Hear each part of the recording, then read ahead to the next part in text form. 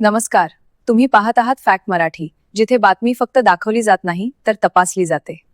राजकारण असो, समाजकारण असो किंवा तुमच्या रोजच्या आयुष्याशी जोडलेली प्रत्येक महत्त्वाची घडामोड. तर सुरुवात करूया आजच्या नवीन अपडेट्स पासून. पूर्ण डिटेल्ससाठी व्हिडिओ एंडपर्यंत पहा आणि पहा नेमकं काय घडलं आज. रेल्वे राज्यमंत्री अश्विनी वैष्णव यांनी सांगितले की बुलेट ट्रेन 2027 मध्ये सुरू होण्याची शक्यता आहे. ही सुपरफास्ट ट्रेन सुरत ते वापी 100 किलोमीटर विभागात प्रथम धावेल. पुढे संपूर्ण मुंबई अहमदाबाद मार्ग तयार होईल. प्रवास वेळ 2 तासांच्या आसपास असेल. बुलेट का 2027 में आप सब अभी से टिकट खरीद लो. अच्छा चलो, आपको पहली जर्नी फ्री कराएंगे.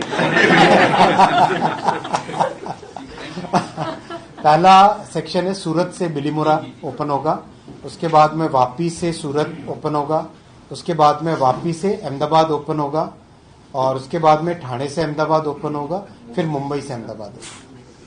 ये 1 by 1 सीक्वेंशियल.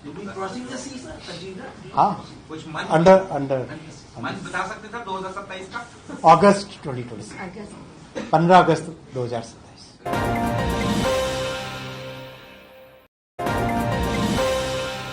देवकीनंदन ठाकूर यांनी केकेआर कडून बांगलादेशी क्रिकेटपटू घेतल्याबद्दल शाहरुख खान व केकेआरवर टीका केली. काँग्रेसचे राष्ट्रीय प्रवक्ते चारण सिंग सप्रा म्हणाले की शाहरुख खान हा सुपरस्टार म्हणून लक्ष केला जात आहे. बीजेपीने ऑपरेशन सिंदूर नंतरही भारत पाकिस्तान खेळ सुरू का ठेवले याचे स्पष्टीकरण द्यावे. देखिए, शाहरुख खान एक सुपरस्टार है, इसीलिए सॉफ्ट टारगेट है. शाहरुख खान तो बहाना है, असली निशाना इनका कुछ और रहता है क्योंकि चुनाव आ रहे हैं. भारतीय जनता पार्टी के हमेशा 2 मापदंड रहे हैं, दोहरी नीति इनकी रही है. अब आईपीएल सभी को पता है, भाजपा के नेताओं को भी पता है कि आईपीएल एक निजी टूर्नामेंट है, एक प्राइवेट टूर्नामेंट है. उसके अंदर खिलाड़ियों का जो चयन होता है वो पासपोर्ट से नहीं होता, परफॉर्मेंस से होता है, टैलेंट से होता है.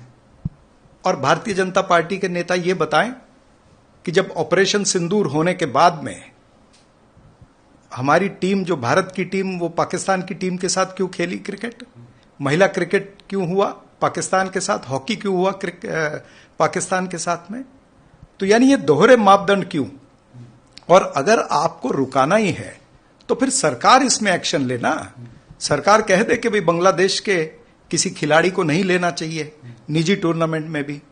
तो भारतीय जनता पार्टी का देशभक्ति का जो स्विच है, ये भी वो ट्यूबलाइट की तरह है, वो अपनी मर्जी से ऑन होता है, अपनी मर्जी से ऑफ होता है.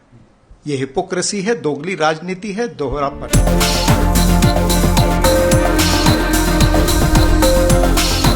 इंदोरमध्ये दूषित पिण्याच्या पाण्यामुळे लोकांना आजार व मृत्यू होत आहेत. प्रशासनाने पाणी पुरवठा सुधारण्यासाठी उपाय केले आहेत आणि काही अधिकाऱ्यांना निलंबित केले आहे.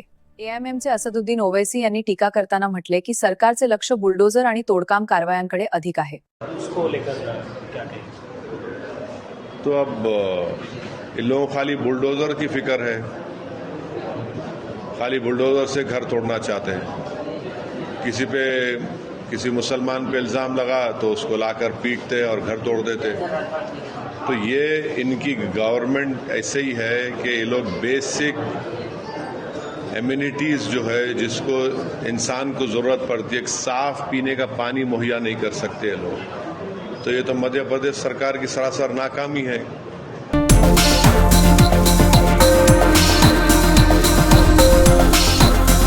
तेजस्वी घोसाळकर यांच्या भाजपमध्ये प्रवेश, त्यामागे विकास, स्थैर्य, संघटनात्मक बळ हे मुख्य मुद्दे. बदलत्या राजकीय परिस्थितीत मतदारांच्या हितासाठी आणि प्रभावी कामासाठी हा निर्णय घेतल्याचे त्या म्हणाल्या.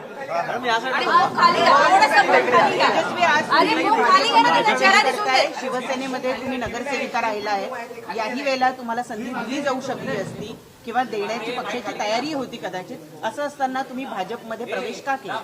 2017 मध्ये मी नगरसेविका शिवसेनेतून झाले होते.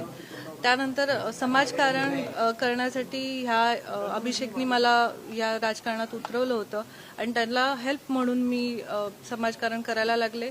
त्यानंतर 2 वर्षाआधी, 1-1.5 वर्षाआधी अभिषेकची निर्घृण हत्या झाली.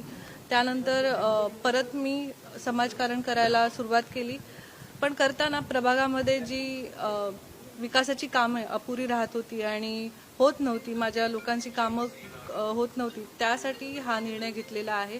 खरं तर ठाकरे कुटुंबांना सोडण्याचा खूप कठीण निर्णय होता, कारण ते एक माझं परिवार होतं आणि खरं तर त्यांच्याबरोबर मी अखेरपर्यंत माझे ऋणी राहीन, कारण त्यांनी मला एक नवीन ओळख दिली, नवीन चेहरा दिला.